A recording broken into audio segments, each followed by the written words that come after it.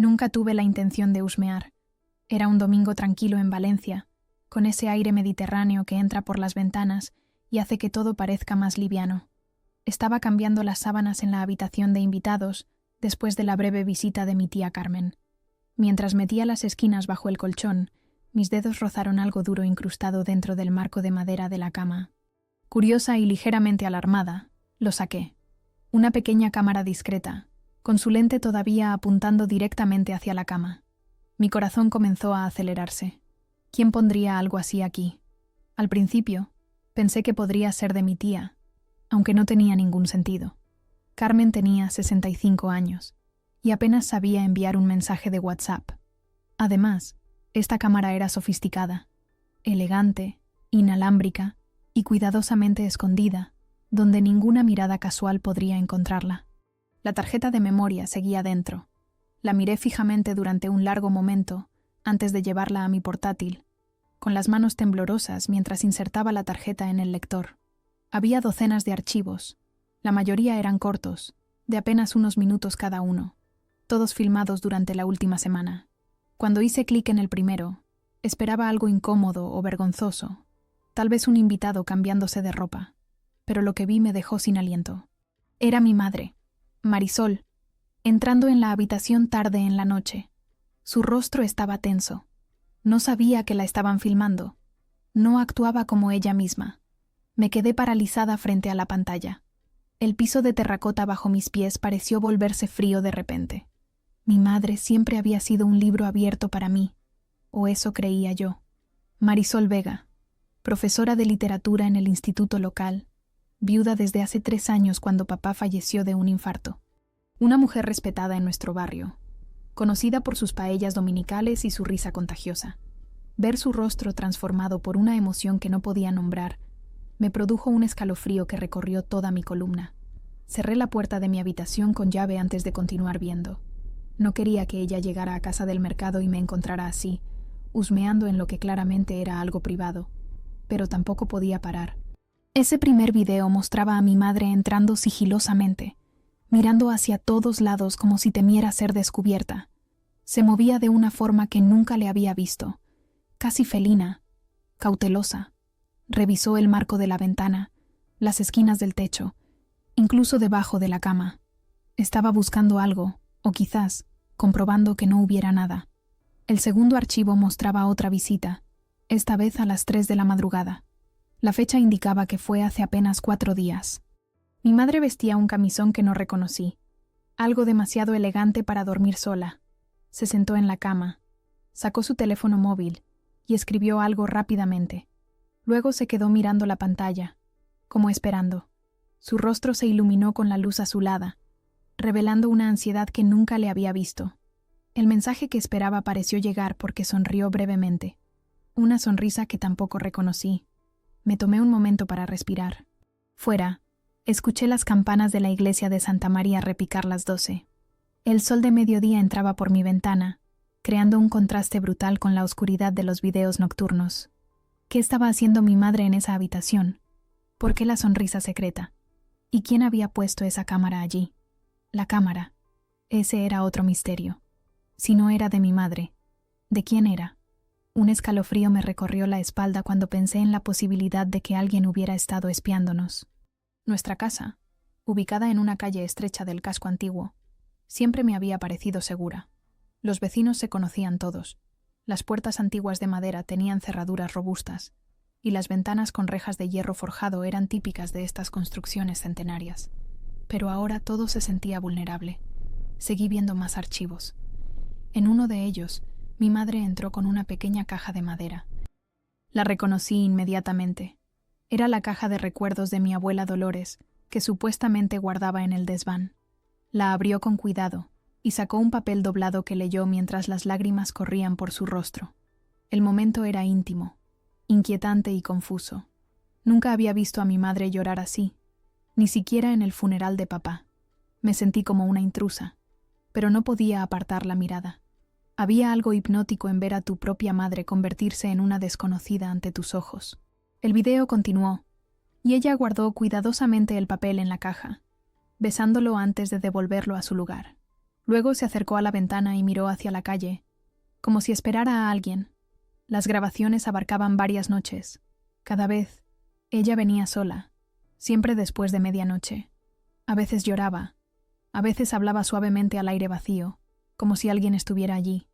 Una vez, trajo una foto enmarcada y la colocó en la mesita de noche, sentándose a su lado durante casi una hora sin moverse. Intenté entender con quién estaba hablando o qué estaba lamentando, pero el audio era débil. Subí el volumen, rebobiné, ralenticé las cosas. Luego vino la grabación que lo cambió todo. Una noche, entró con un hombre, un desconocido. Era alto, su rostro oscurecido por el ángulo de la lente. Hablaban en susurros, urgentes y temerosos. En un momento, ella dijo algo que me congeló por completo. Nunca pueden enterarse, ni siquiera ella. Ella, yo. El último archivo era de anoche. Mi madre y el hombre misterioso estaban sentados al borde de la cama, sus manos entrelazadas. Él le acariciaba el cabello con una familiaridad que me resultó perturbadora. «¿Cuándo se lo diremos a Lucía?», preguntó él. Mi nombre en sus labios me provocó un escalofrío. Mi madre negó con la cabeza. Todavía no está lista para saber la verdad. La destrozaría. ¿Qué verdad? ¿Qué podría ser tan terrible que me destrozaría? Cerré el portátil de golpe cuando escuché la puerta principal abrirse. Mi madre había regresado del mercado. Oculté la cámara y la tarjeta de memoria en el fondo de mi cajón, bajo mis camisetas. El corazón me latía tan fuerte que temía que pudiera oírlo desde la planta baja. «¿Lucía? ¿Estás en casa?». Su voz sonaba normal, como siempre, como si no tuviera secretos, como si no fuera una extraña. «Sí, mamá». «Bajo en un momento», respondí, intentando que mi voz sonara normal. Pero nada volvería a ser normal después de lo que había visto. Mi mente daba vueltas con preguntas sin respuesta. ¿Quién era ese hombre? ¿Qué secreto compartían? Y lo más importante, ¿quién había puesto esa cámara allí? ¿Y por qué? Esa noche no pude dormir. Cada crujido de la vieja casa me sobresaltaba, imaginando a mi madre deslizándose por el pasillo hacia la habitación de invitados. Me levanté varias veces para asomarme por la rendija de mi puerta, pero el corredor permanecía en silencio, iluminado apenas por la luz de la luna que se colaba por el ventanal del fondo. El reloj de péndulo de la sala marcaba las horas con un sonido que ahora me parecía amenazante. A las 2 de la madrugada escuché pasos. Me tensé bajo las sábanas, conteniendo la respiración. Era ella. Reconocería su forma de caminar en cualquier parte, ligera pero decidida, como cuando se movía entre las mesas del comedor sirviendo la cena en las reuniones familiares. Esta vez, sin embargo, sus pasos eran diferentes, casi furtivos. La vi pasar frente a mi puerta, una silueta en camisón que se dirigía hacia la habitación de invitados. Esperé unos minutos antes de seguirla. Descalza, me deslicé por el pasillo hasta la puerta de la habitación, que había quedado entreabierta. A través de la rendija, observé a mi madre de pie en el centro de la habitación, aparentemente escuchando algo que solo ella podía oír.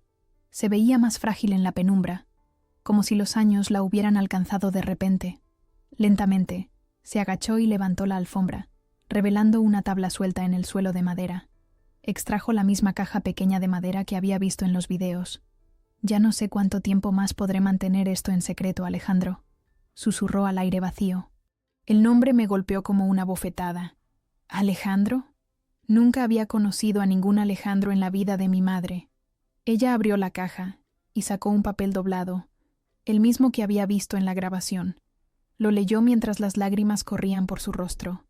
Han pasado 15 años y todavía duele como el primer día. Me quedé inmóvil, con el corazón latiendo tan fuerte que temía que pudiera oírme. 15 años.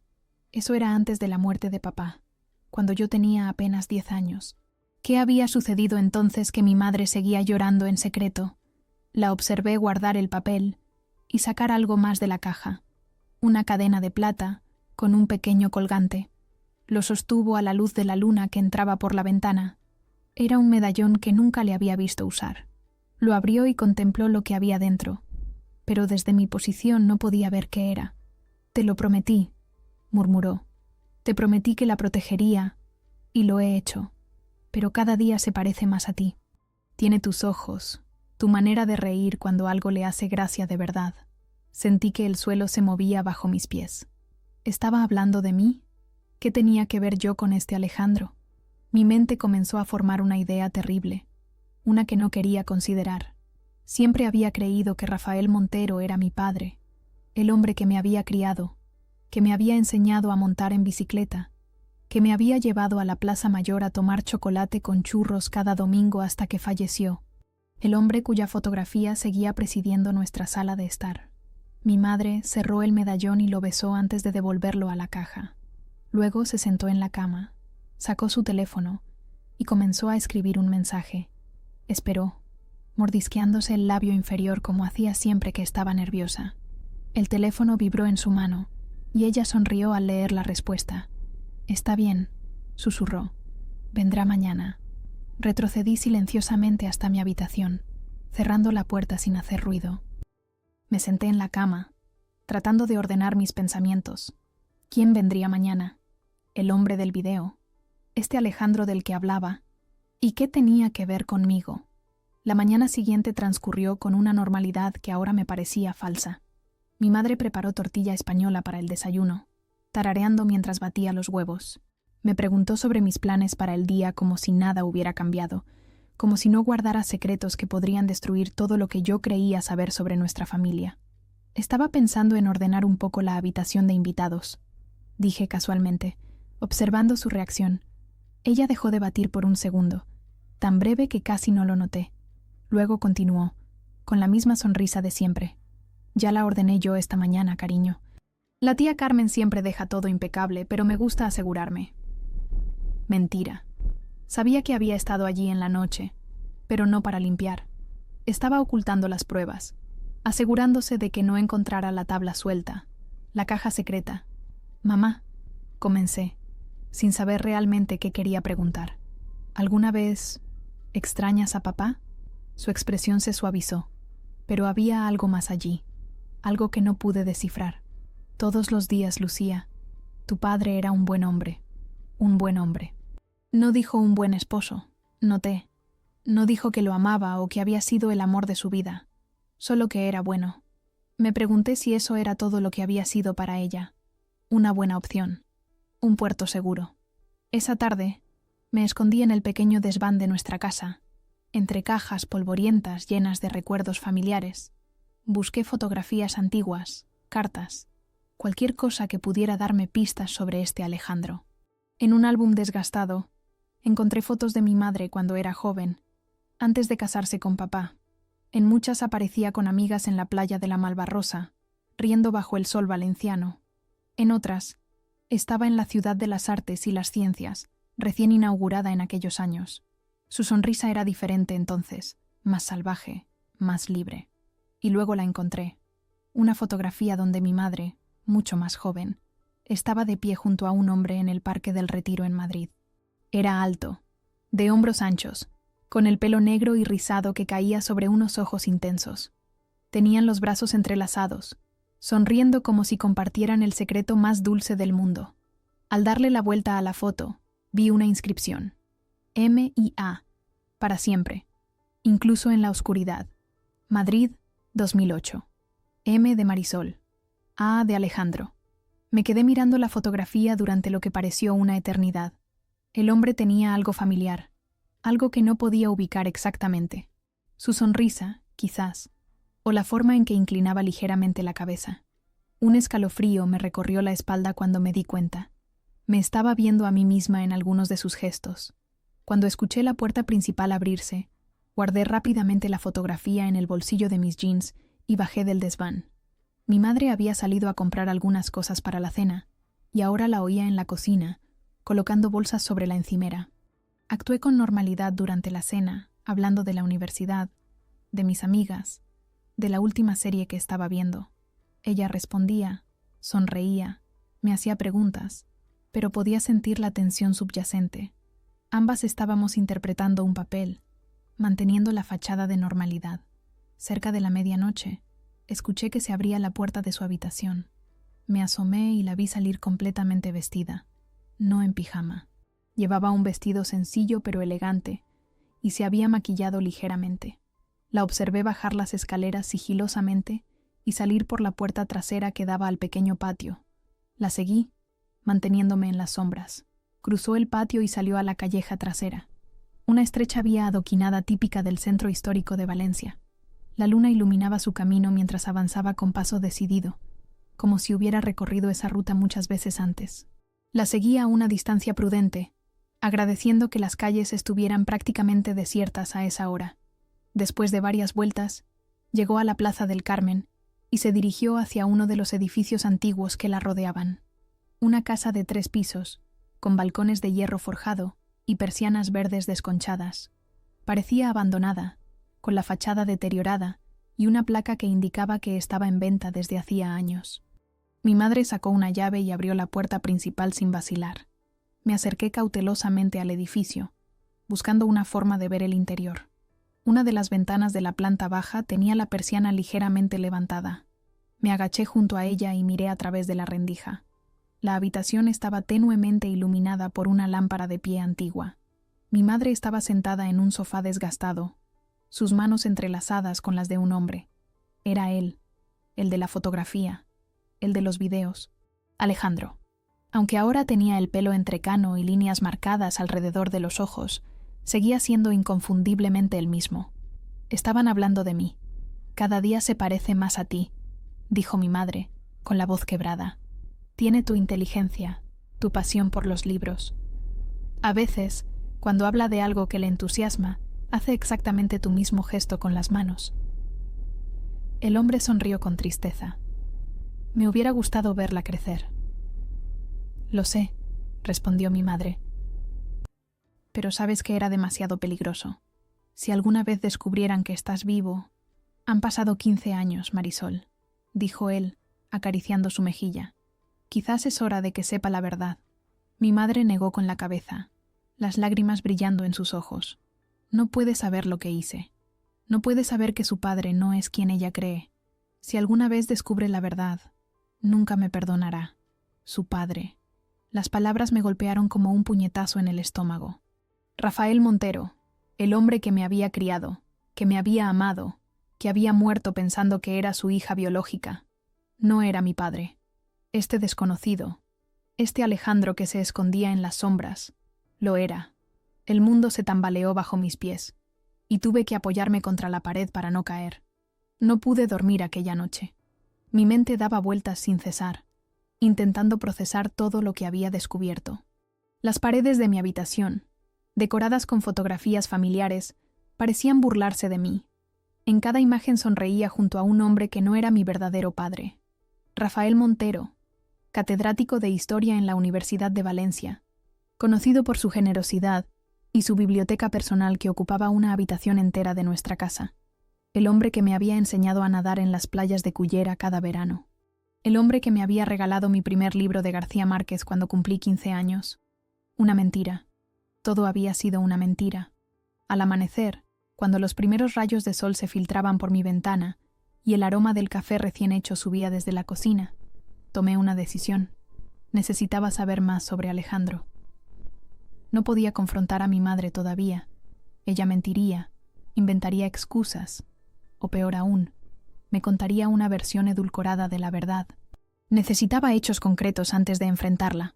Esperé a que saliera a su clase de la mañana en el instituto. Los martes siempre tenía literatura con los de segundo de bachillerato a primera hora. En cuanto la vi cruzar la plaza desde mi ventana, me dirigí a su habitación. Nunca había husmeado entre sus cosas antes. Nuestra relación siempre había sido de confianza mutua, o eso creía yo. La culpa me carcomía mientras abría cajones y revisaba estanterías, pero la necesidad de conocer la verdad era más fuerte. No encontré nada en los lugares obvios. Mi madre siempre había sido meticulosa y organizada. Si guardaba secretos, estarían bien escondidos. Finalmente, mi atención se centró en una pequeña caja de costura que raramente usaba. Dentro, bajo carretes de hilo y agujas oxidadas, encontré una llave antigua. No correspondía a ninguna cerradura de nuestra casa. Estaba segura. Recordé entonces la casa abandonada donde se había reunido con Alejandro. ¿Sería esta la llave de ese lugar? Tenía que averiguarlo, pero no podía ir allí en pleno día. Tendría que esperar hasta la noche. Durante el almuerzo, mi madre notó mi distracción. «¿Estás bien, Lucía? Apenas has tocado la fideuá». «Estoy bien», mentí, solo pensando en un trabajo para la facultad. Ella me observó con esos ojos que siempre parecían ver más allá de mis palabras.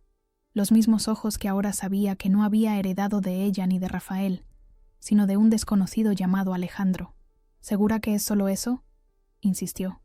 Por un momento, estuve a punto de desmoronarme, de gritarle todas las preguntas que me atormentaban, pero me contuve. «Segura, mamá. La profesora Navarro es muy exigente, ya sabes». Ella asintió, no del todo convencida. «Si necesitas ayuda con literatura, ya sabes que puedes preguntarme». Literatura. Mi madre, la experta en ficción. Qué apropiado. Esa tarde busqué en Internet cualquier información sobre desapariciones o muertes sospechosas de 15 años atrás en Valencia o Madrid. Encontré docenas de casos, pero ninguno que pareciera conectar con Alejandro. Amplié la búsqueda a toda España. Y entonces lo encontré. Un artículo del diario El País, fechado en 2010. Alejandro Suárez, reconocido abogado de derechos humanos, desaparecido en circunstancias misteriosas. Se teme lo peor. El artículo incluía una fotografía. Era él, más joven, con traje y corbata, saliendo de un juzgado. El texto explicaba que Suárez había estado trabajando en un caso contra una red de tráfico de personas, vinculada a empresarios y políticos poderosos. Había recibido amenazas, pero se negó a abandonar el caso. Un día, simplemente no llegó a una reunión crucial. Su coche apareció vacío cerca del Parque del Retiro. Se encontraron manchas de sangre en el asiento del conductor. Nunca se halló su cuerpo. Declarado muerto en 2012. Sin cuerpo. Mi sangre se heló. Mi madre había estado en una relación con un hombre que oficialmente estaba muerto. Y sin embargo, estaba aquí, en Valencia, vivo. ¿Qué significaba esto? ¿Había fingido su muerte? Lo había ayudado mi madre. Las preguntas venían más rápido de lo que podía responderlas. Seguí investigando. Alejandro Suárez había sido un brillante abogado madrileño especializado en casos de derechos humanos y corrupción. Había ganado notoriedad por enfrentarse a poderosos intereses empresariales y políticos. En 2008, comenzó a investigar una red de trata de personas que operaba entre España y varios países de Latinoamérica. Según los artículos, había logrado reunir pruebas comprometedoras contra figuras de alto perfil. Y entonces, un detalle me hizo contener la respiración. Uno de los artículos mencionaba que Suárez había estudiado Derecho en la Universidad Complutense de Madrid. Mi madre había cursado Filología Hispánica en la misma universidad durante esos años, antes de mudarse a Valencia para trabajar como profesora. Allí debieron conocerse. Busqué más información sobre el caso que investigaba cuando desapareció. La mayoría de los detalles eran vagos, pero algunos nombres aparecían una y otra vez. El más frecuente era el de Ernesto Vidal, un empresario con negocios en construcción, hoteles y clubes nocturnos. Había sido mencionado en la investigación, pero nunca formalmente acusado por falta de pruebas. Las fotografías mostraban a un hombre corpulento, de rostro severo y cabello canoso pulcramente peinado hacia atrás. En cada imagen aparecía rodeado de políticos sonrientes o modelos deslumbrantes. Una búsqueda rápida me reveló que Vidal seguía siendo una figura prominente en Madrid. Su imperio empresarial había crecido considerablemente en los últimos 15 años. Ahora tenía conexiones internacionales, propiedades en media docena de países y una fundación benéfica que recibía constante atención mediática. Su imagen pública era impecable. Filántropo, creador de empleo, padre de familia ejemplar. Me quedé mirando su rostro en la pantalla, preguntándome si este hombre era la razón por la que Alejandro Suárez había tenido que fingir su muerte, por la que mi madre había construido una vida basada en mentiras. Cuando el reloj marcó las 9 de la noche, mi madre anunció que iba a salir. Reunión del departamento en casa de Pilar, explicó mientras se aplicaba un poco de perfume, el mismo que había olido en la habitación de invitados durante sus visitas nocturnas. «No me esperes despierta, cariño», asentí, fingiendo indiferencia. En cuanto la puerta se cerró tras ella, corrí a mi habitación y me vestí con ropa oscura. Guardé la llave que había encontrado en el bolsillo de mi chaqueta y esperé 10 minutos antes de salir tras ella. Como sospechaba, no se dirigió hacia el barrio donde vivía su compañera Pilar, sino hacia la Plaza del Carmen.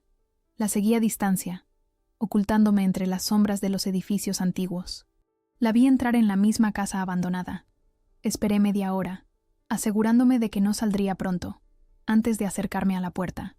Mi mano temblaba mientras introducía la llave en la cerradura. Encajaba perfectamente. La puerta se abrió con un leve chirrido que me pareció ensordecedor en el silencio de la noche.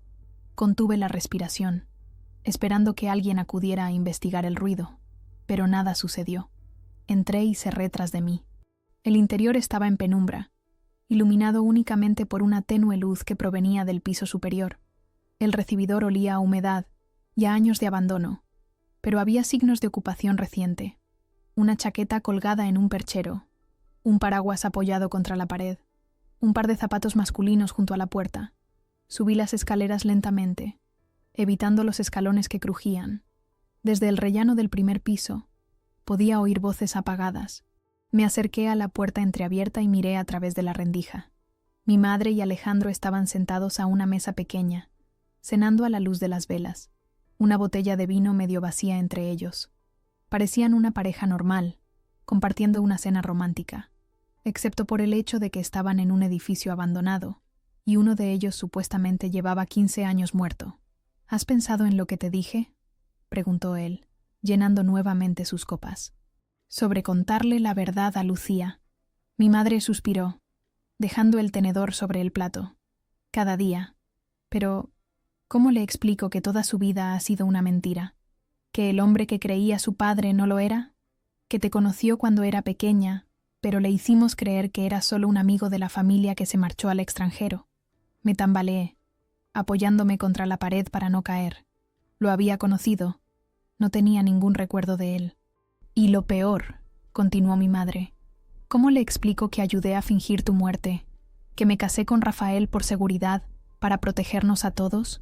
Si Vidal alguna vez descubre que sigues vivo, que tienes esas pruebas... Han pasado 15 años, Marisol, dijo Alejandro, tomando su mano. Vidal sigue siendo poderoso, pero ya no es intocable. Hay nuevas investigaciones sobre sus actividades. Si entregáramos las pruebas ahora, con los contactos adecuados en la fiscalía, es demasiado arriesgado, interrumpió mi madre. Ya perdí 3 años de tu vida cuando tuviste que esconderte en Portugal. No soportaría perderte de nuevo. Y Lucía, si Vidal descubre quién es ella... Nuestra hija es fuerte, Marisol, como tú. Alejandro sonrió con orgullo, y vi en su rostro rasgos que reconocía del mío propio. Tiene derecho a conocer la verdad sobre su origen, sobre por qué tuvimos que hacer lo que hicimos. Nuestra hija. Las palabras retumbaron en mi cabeza. Era cierto entonces. Este hombre, este abogado que había fingido su muerte para escapar de poderosos enemigos, era mi padre biológico. Di un paso atrás, aturdida por la revelación, y mi pie golpeó un jarrón olvidado en el pasillo. El ruido resonó en el silencio de la casa como un disparo. Las voces dentro de la habitación se detuvieron abruptamente.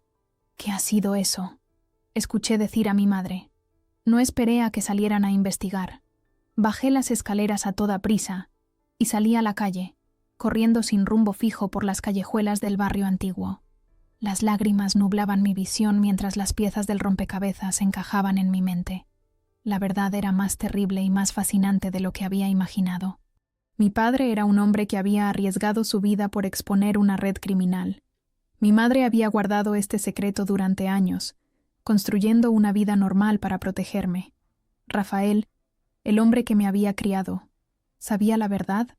¿O también había sido engañado? Llegué sin darme cuenta a la Plaza de la Virgen. Me senté en el borde de la fuente, dejando que el sonido del agua calmara mis pensamientos agitados.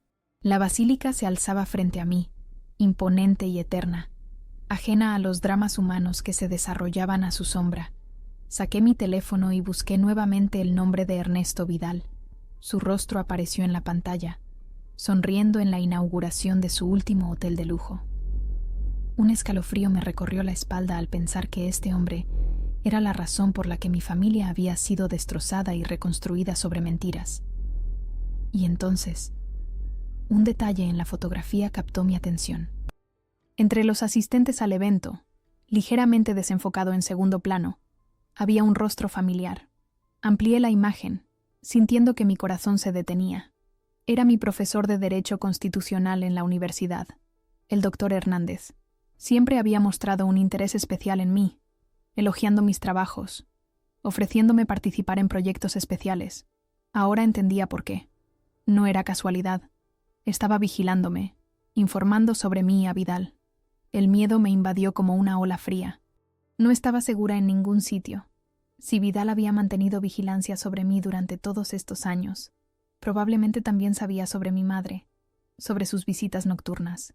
Quizás incluso sabía que Alejandro seguía vivo. La cámara. De repente todo tenía sentido. No la había puesto mi madre ni Alejandro. La había puesto alguien que los vigilaba a ellos, a nosotros. Regresé a casa corriendo, con el corazón martilleando en mi pecho.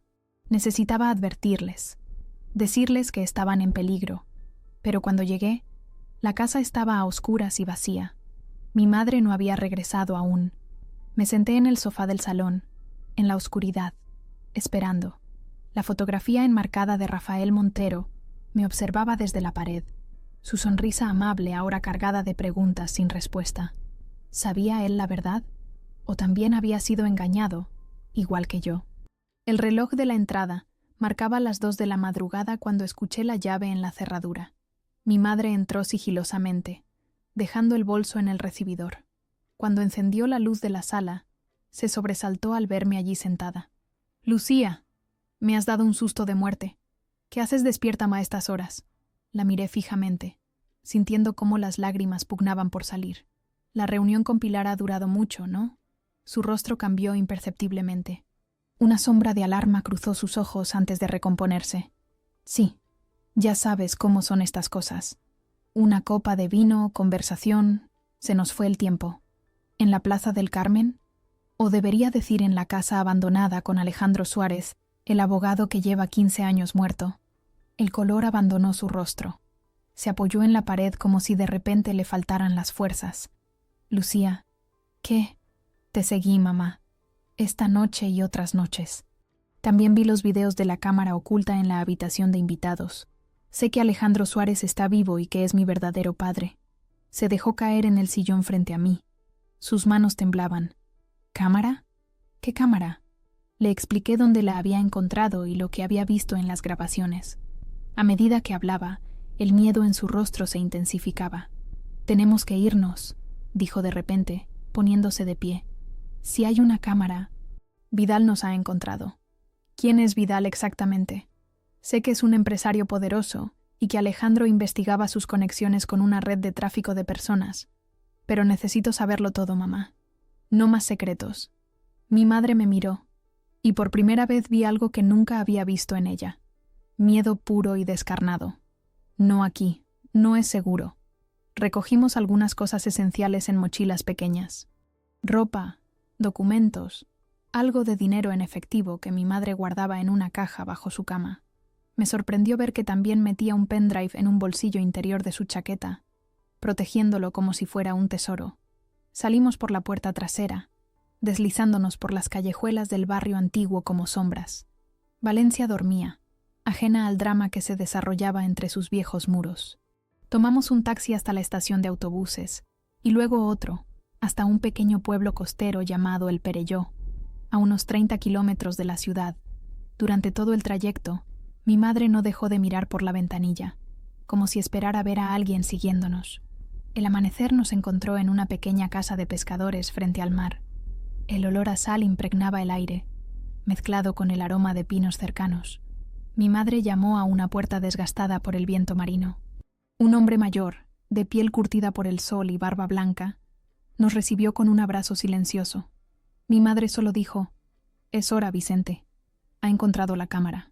El hombre asintió, como si entendiera perfectamente lo que eso significaba. Nos hizo pasar a una sala sencilla pero acogedora, con redes de pesca decorando las paredes y fotografías antiguas de barcos. Nos ofreció café caliente que aceptamos con manos temblorosas. «Vicente era amigo de tu abuelo», explicó mi madre. «Es de los pocos que saben la verdad». «¿Y cuál es la verdad, mamá?», pregunté, sintiendo que mi paciencia se agotaba. «Quiero saberlo todo, ahora». Mi madre tomó aire, como reuniendo fuerzas. Conocí a Alejandro en la universidad, en Madrid.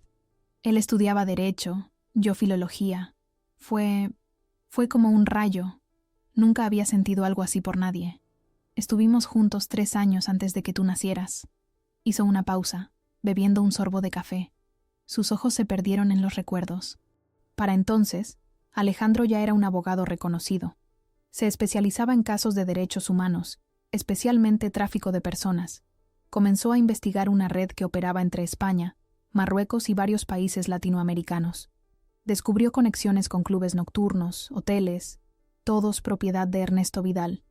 Vicente se levantó y cerró las cortinas, como si el simple hecho de mencionar ese nombre pudiera atraerlo hacia nosotros. Alejandro reunió pruebas, testimonios, documentos, suficiente para llevar a Vidal ante la justicia. Pero Vidal tenía conexiones poderosas, políticos, jueces, policías. Una noche, Alejandro recibió una llamada. Una voz le dijo que si presentaba esas pruebas, no solo él moriría, sino también su familia. Tú tenías apenas 1 año. Mi madre sacó el pendrive de su chaqueta. Aquí está todo. Las pruebas originales que Alejandro reunió, más otras que ha ido acumulando desde que fingió su muerte. Testimonios, transferencias bancarias, fotografías, videos, todo lo necesario para destruir a Vidal. Si tiene todas esas pruebas, ¿por qué no las entrega a las autoridades? Pregunté. Porque Vidal tiene ojos y oídos en todas partes. En la policía, en la fiscalía, en los juzgados. Si estas pruebas llegan a las manos equivocadas, desaparecerían. Y nosotros con ellas. Vicente asintió gravemente. Tu padre necesitaba encontrar a alguien de confianza, alguien incorruptible que pudiera usar estas pruebas correctamente. Durante años, ha estado buscando, creando una red de contactos seguros. Ahora cree que finalmente ha encontrado a la persona adecuada. ¿Por qué fingir su muerte? ¿Por qué no huir juntos, los 3? Mi madre tomó mis manos entre las suyas. Vidal amenazó directamente con matarte a ti. Alejandro decidió desaparecer para alejar la atención de nosotras. Si todos creían que estaba muerto, quizás nos dejarían en paz. Nos mudamos a Valencia, donde conocí a Rafael. Él sabía parte de la verdad. Sabía que había estado en peligro, que necesitaba protección. Se enamoró de mí, y yo llegué a quererlo profundamente, aunque nunca como a Alejandro. ¿Rafael sabía que no era mi padre biológico? Mi madre asintió. Lo supo desde el principio. Aún así, te amó como si fueras su propia hija. Nunca hizo distinción. Nunca te trató diferente. Para él, eras su hija en todos los sentidos que importaban. Sentí lágrimas corriendo por mis mejillas. Rafael, el hombre que me había criado, que me había amado incondicionalmente, había aceptado ese papel sabiendo la verdad. Había sido más padre de lo que jamás imaginé. Durante años, mantuve contacto mínimo con Alejandro, continuó mi madre. Cartas enviadas a través de intermediarios, mensajes codificados. Él se mantuvo oculto, moviéndose de un lugar a otro.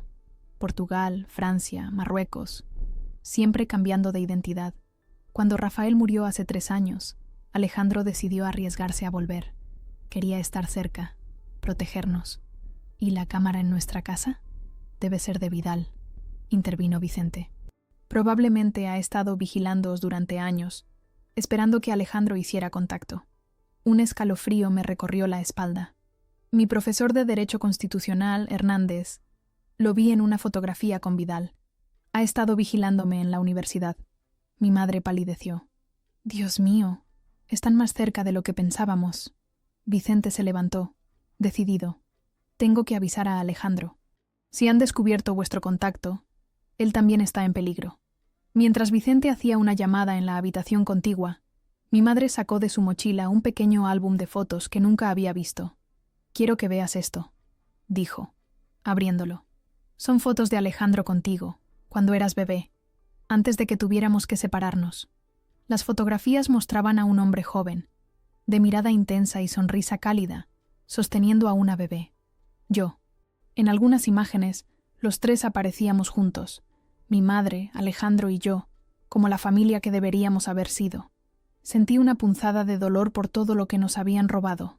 ¿Por qué Rafael aceptó esto? ¿Por qué aceptó criarme como su hija, sabiendo que era de otro hombre? Rafael había sido amigo de Alejandro en la universidad. Cuando Alejandro desapareció, Rafael me buscó para asegurarse de que estábamos bien. Él siempre había estado enamorado de mí, aunque nunca lo dijo mientras Alejandro y yo estábamos juntos. Nos ofreció su protección, su nombre, su hogar. Era un hombre extraordinario. Vicente regresó, su rostro sombrío. No contesta. He enviado a mi sobrino a la casa de la Plaza del Carmen para comprobar, pero temo lo peor. Mi madre se levantó de un salto, el terror reflejado en sus ojos. Tenemos que ir. Ahora. Es demasiado peligroso, advirtió Vicente. Si Vidal lo ha encontrado, no puedo quedarme aquí sin hacer nada, respondió mi madre con una determinación que nunca le había visto. En ese momento, mi teléfono vibró. Un mensaje de un número desconocido. Si quieres volver a ver a tu padre con vida, trae el pendrive a la casa. Solo tú. Sin policía. Tienes 1 hora. Mostré el mensaje a mi madre, cuyos ojos se llenaron de terror. No puedes ir, dijo inmediatamente. Es una trampa. Si no voy, matarán a Alejandro, respondí, sintiendo una extraña calma a pesar del miedo que me atenazaba. A mi padre. La palabra sonaba extraña en mis labios.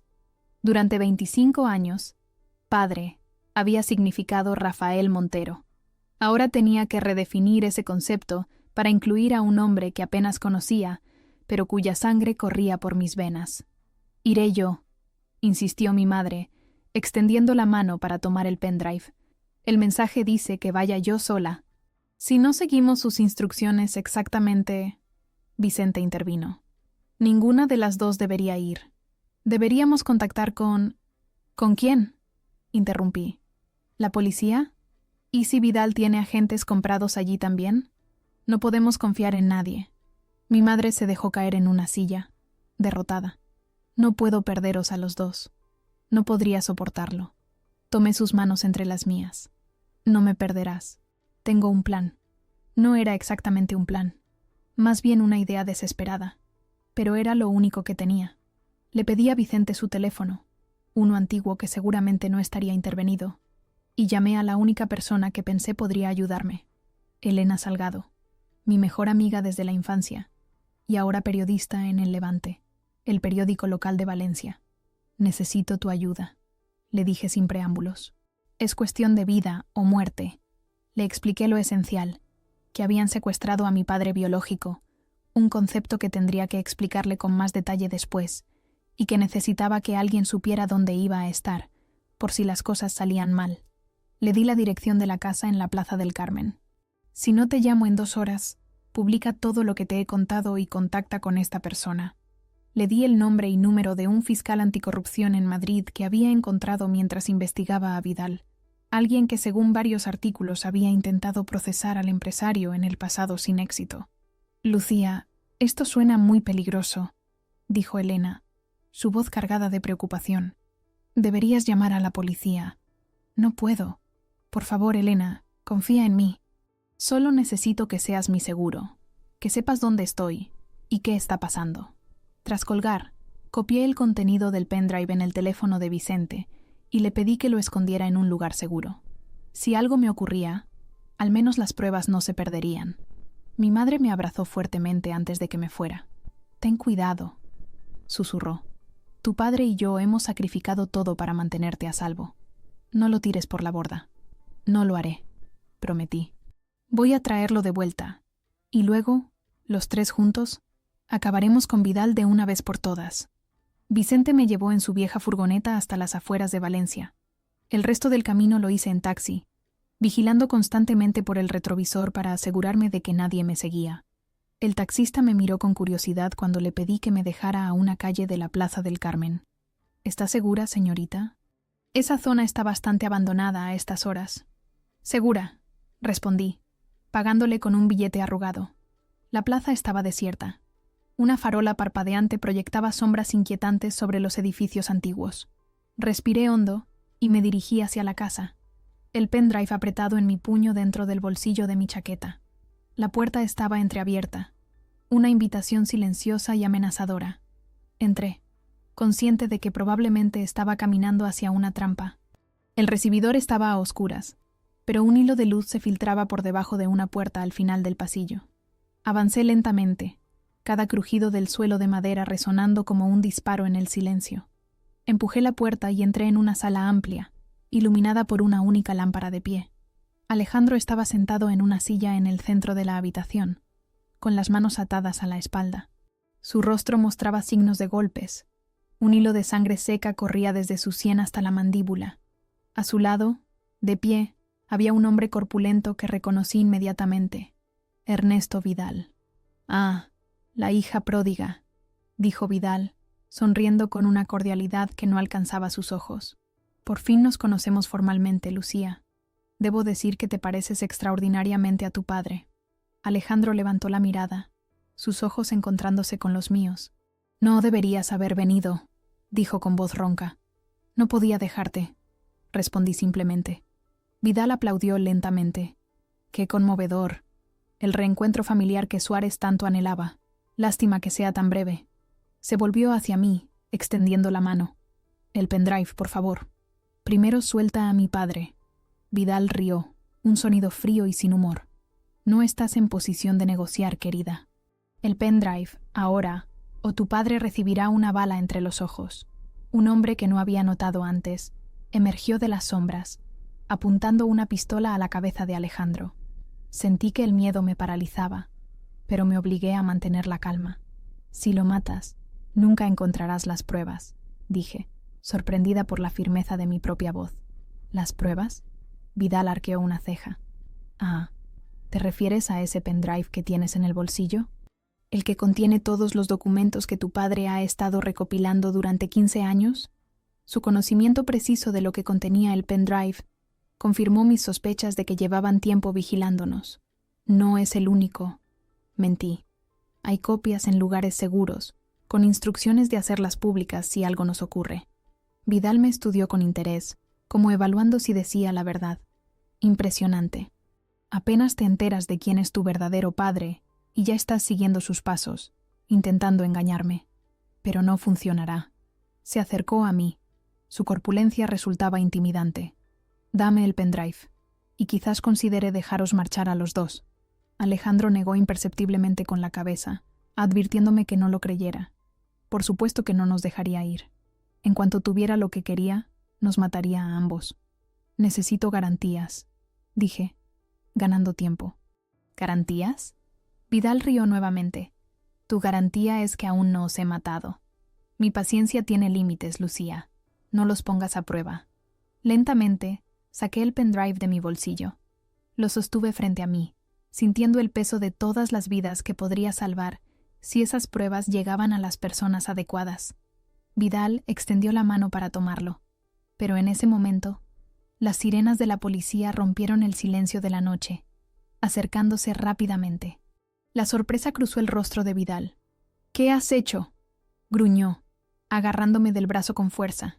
«Seguro contra incendios», respondí, aprovechando su momento de confusión para retroceder. «Mátalos», ordenó Vidal al hombre armado, dirigiéndose hacia la puerta trasera. Todo sucedió en cuestión de segundos. El hombre apuntó su arma hacia Alejandro, pero yo me lancé hacia él, desviando su brazo hacia arriba. El disparo resonó en la habitación, impactando en el techo. Alejandro, a pesar de tener las manos atadas, se levantó de un salto y embistió con el hombro al atacante, derribándolo. Yo luché por arrebatarle el arma, sintiendo que la adrenalina multiplicaba mis fuerzas. Otro disparo. Un dolor agudo en mi costado. Caí hacia atrás, sintiendo un líquido caliente empapando mi ropa. El hombre se levantó, apuntándonos nuevamente, pero en ese momento la puerta se abrió de golpe y varios agentes de policía entraron, armas en mano. «¡Policía! ¡Al suelo! ¡Al suelo!». El hombre soltó el arma y levantó las manos. Los agentes lo redujeron rápidamente, mientras otros corrían tras Vidal, que había huido por la puerta trasera. Un oficial se arrodilló junto a mí, presionando mi herida. «Ambulancia en camino. Aguante». Alejandro logró acercarse, arrodillándose a mi lado a pesar de tener aún las manos atadas. «Lucía, hija, aguanta. Todo va a estar bien». «Vidal, no dejen que escape», murmuré, sintiendo que la oscuridad me envolvía. No escapará, prometió una voz familiar. Elena apareció en mi campo de visión, sosteniendo su teléfono como si estuviera grabando. Tengo todo en vídeo. Y el fiscal anticorrupción está en camino desde Madrid. Intenté sonreír, pero el dolor era demasiado intenso. Te dije, 2 horas, como si fuera a esperar tanto, respondió Elena, con lágrimas en los ojos. Llamé al fiscal inmediatamente, y él contactó con una unidad especial anticorrupción. Agentes de confianza, fuera del circuito habitual. Las sirenas de la ambulancia se unieron a las de la policía. Sentí que me levantaban y me colocaban en una camilla. Alejandro insistió en acompañarme, a pesar de que los médicos querían examinar también sus heridas. No la dejaré, dijo con firmeza. No volveré a abandonarla. Mientras me trasladaban a la ambulancia, escuché a un agente informar que habían capturado a Vidal intentando huir en un coche. El pendrive estaba a salvo, en manos del fiscal. Las pruebas finalmente verían la luz. El alivio me inundó, mezclándose con el dolor y el cansancio. Sentí la mano de Alejandro aferrando la mía mientras los paramédicos trabajaban para estabilizarme. Lo logramos, susurré. Sí, hija, respondió, con la voz quebrada por la emoción. Lo logramos. Mientras la ambulancia se alejaba a toda velocidad, con las sirenas rompiendo el silencio de la noche valenciana, mi último pensamiento antes de perder la conciencia fue para mi madre. Necesitaba saber que estábamos a salvo, que la pesadilla de 15 años por fin había terminado. Desperté en una habitación de hospital, con el pitido constante de las máquinas como única compañía. La luz que entraba por la ventana sugería que era media tarde.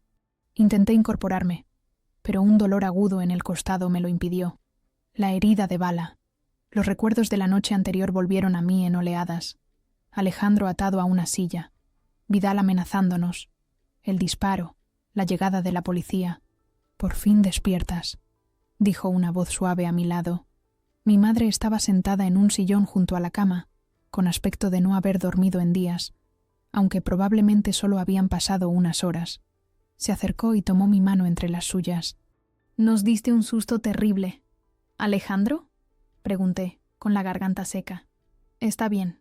Tiene algunas contusiones, pero nada grave. Los médicos lo atendieron y ahora está hablando con el fiscal».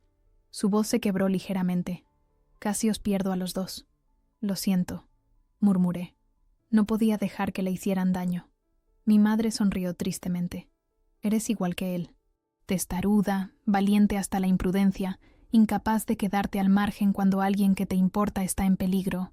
Un médico entró para examinarme. La bala había rozado mi costado, causando una herida considerable, pero no tocando ningún órgano vital. «Has tenido suerte», comentó mientras cambiaba el vendaje. «Unos centímetros más a la derecha y estaríamos hablando de otra cosa». Cuando se marchó, mi madre se sentó al borde de la cama. «Elena ha estado aquí toda la noche. Acaba de irse a la redacción. Está preparando un reportaje especial sobre Vidal, aunque primero quiere hablar contigo y con Alejandro para tener todos los detalles». «¿Y Vidal? ¿Lo capturaron?» «Sí.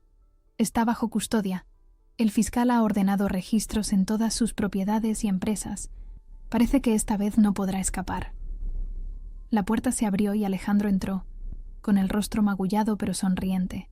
Verlo a la luz del día, sin el miedo y la tensión de las circunstancias anteriores, me permitió apreciar plenamente el parecido entre nosotros. Tenía mis mismos ojos, o más bien, yo tenía los suyos. «¿Cómo está la heroína de la familia?», preguntó, acercándose a la cama. «Sobreviviré», respondí, sorprendida por la facilidad con la que hablaba con él, como si de alguna manera mis genes reconocieran a los suyos a pesar de los años de separación. Se sentó al otro lado de la cama, frente a mi madre. Por primera vez en mi vida, estaba con mis verdaderos padres, los tres juntos en la misma habitación. La emoción me abrumó, y las lágrimas comenzaron a correr por mis mejillas. «Lo siento», dijo Alejandro, malinterpretando mi llanto. «Sé que esto es demasiado pronto. 15 años perdidos, una vida entera construida sobre una mentira. Tienes todo el derecho a estar enfadada, a odiarme por no haber estado ahí». Negué con la cabeza, secándome las lágrimas. «No te odio. No puedo odiarte por intentar protegernos, pero necesito entender todo, desde el principio». Durante las siguientes horas, Mientras la luz del día daba paso al atardecer, mis padres me contaron su historia completa. Se habían conocido en la universidad, tal como mi madre me había dicho antes. Su romance había sido intenso, apasionado, el tipo de amor que se suponía que solo existía en los libros que mi madre enseñaba en sus clases de literatura. Cuando Alejandro comenzó a investigar la red de tráfico de personas, no tenía idea de lo alto que llegaban las conexiones. Vidal no era solo un empresario corrupto, era el centro de una red que incluía políticos, jueces y policías de alto rango. A medida que Alejandro reunía pruebas, las amenazas comenzaron. Al principio eran sutiles, una nota en su coche, una llamada perdida en mitad de la noche. Luego se volvieron más directas. La noche que decidimos que tenía que desaparecer, relató Alejandro, encontramos un muñeco en tu cuna, un muñeco con un cuchillo clavado en el pecho. Sabían dónde vivíamos, sabían que teníamos una hija pequeña. Estaban enviando un mensaje claro. Mi madre continuó. Alejandro tenía un amigo en la policía, uno de los pocos en quien confiaba. Juntos planearon su falsa muerte. Colocaron sangre en su coche, lo abandonaron cerca del retiro. Mientras tanto, Alejandro salió del país con documentos falsos. ¿Y Rafael? ¿Cómo encaja en todo esto? Rafael era mi compañero de facultad, explicó Alejandro. Estudiamos juntos, éramos buenos amigos. Él sabía lo que estaba investigando, conocía los riesgos. Cuando desaparecí, contacté con él para pedirle que cuidara de vosotras. No esperaba que se enamorara de tu madre, ni que os casarais, pero con el tiempo entendí que era lo mejor. Os daba una cobertura perfecta, una vida normal. Él siempre supo que eras hija de Alejandro, añadió mi madre, pero te amó como propia desde el primer momento. Nunca te vio como la hija de otro hombre, sino como su propia hija. El recuerdo de Rafael, del hombre que me había criado, que me había llevado sobre sus hombros cuando era pequeña, que me había enseñado a montar en bicicleta y a nadar, me provocó un nudo en la garganta. Él era mi padre también, dije, de una manera diferente, pero igual de real. Alejandro asintió con los ojos brillantes. Lo era, y le estaré eternamente agradecido por darte el amor y la protección que yo no pude. Nunca pretendería reemplazarlo en tu corazón. La puerta se abrió, y Elena entró, seguida por un hombre de traje que se presentó como el fiscal Martínez. Siento interrumpir, dijo, pero tenemos novedades importantes. El fiscal nos informó que, tras los registros, habían encontrado evidencias que corroboraban todo lo que contenía el pendrive de Alejandro. Documentos adicionales, testimonios grabados, incluso una lista de pagos a funcionarios. Es el caso más sólido que he visto en mi carrera, afirmó. Vidal no escapará esta vez, y varios de sus cómplices ya están siendo detenidos, incluido tu profesor, el doctor Hernández. ¿Qué pasará ahora?, pregunté. Juicio.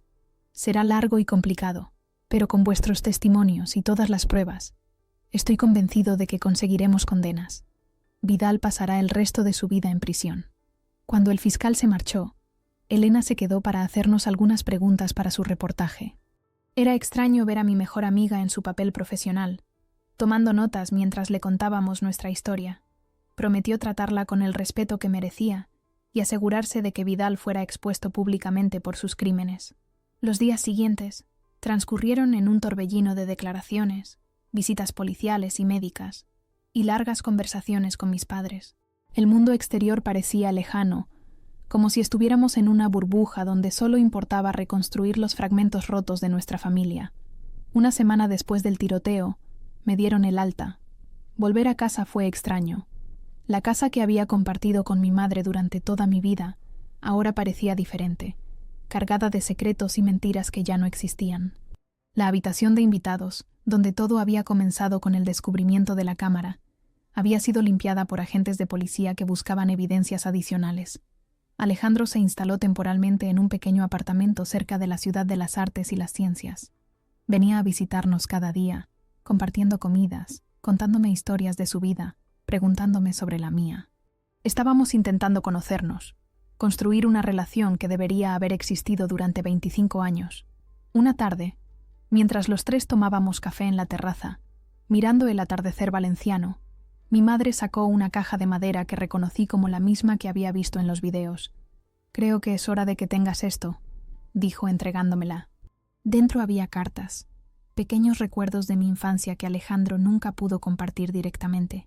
Un mechón de pelo de mi primer corte, una pulsera que había hecho en preescolar, notas escritas a mano relatando mis primeros pasos, mis primeras palabras. Mi madre había documentado todo para él, manteniendo viva mi presencia en su vida a pesar de la distancia. También estaba el medallón de plata que mi madre había sostenido en la habitación de invitados. Lo abrí y encontré una diminuta fotografía de los tres, tomada cuando yo era apenas una bebé.